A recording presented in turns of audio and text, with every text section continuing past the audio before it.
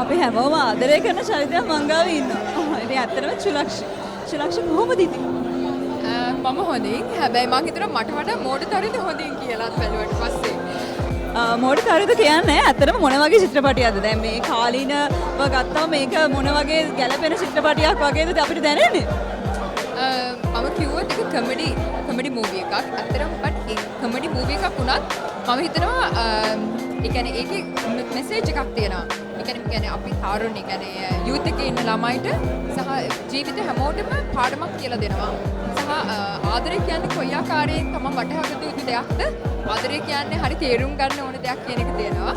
ඊට අමතරව මම කියන්නේ මේ ෆිල්ම් එක බලන්න පටන් ගත්ත දෙන්නේ ඉතින් අවසාන මොහොත දක්වාම සියලු දෙනාගේම මම හිතන්නේ ස්ට්‍රෙස් නැති වෙන يعني මොහොතකට තමන්ගේ ජීවිතේ තියෙන සියලුම ඒ කියන්නේ සතුට හෝ වේවා ඕනම දෙයක් අමතක කරලා තප්පරයකට චිත්‍රපටයක් ඇතුළේ ජීවත් වෙන්න පුළුවන් ආකාරයේ වැඩක් තමයි තිසර අත්‍තරම මේ කරලා දෙන්නේ.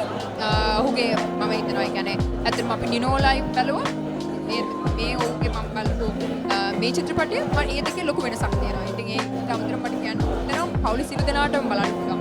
ඇත්තටම මේ කියන්නේ යම් කිසි එන්ටර්ටේනින් ඇතුළේ අපිට දෙන්න පුළුවන් මෙසේජ් එකක් ළමයිට සහ සියලු දෙනාට පවුලේ ඕනම කෙනෙක්ට අවිලා අරගෙන යන්න පුළුවන් ආකාරයේ ෆිල්ම් එකක් අප්‍රයක්ෂව Tamanට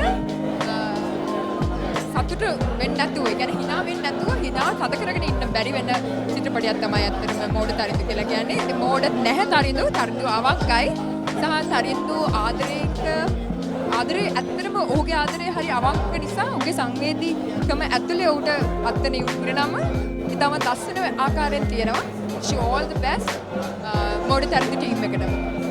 ඔබ ස්තුතියි අපිත් එක්ක එකතු වුණාට.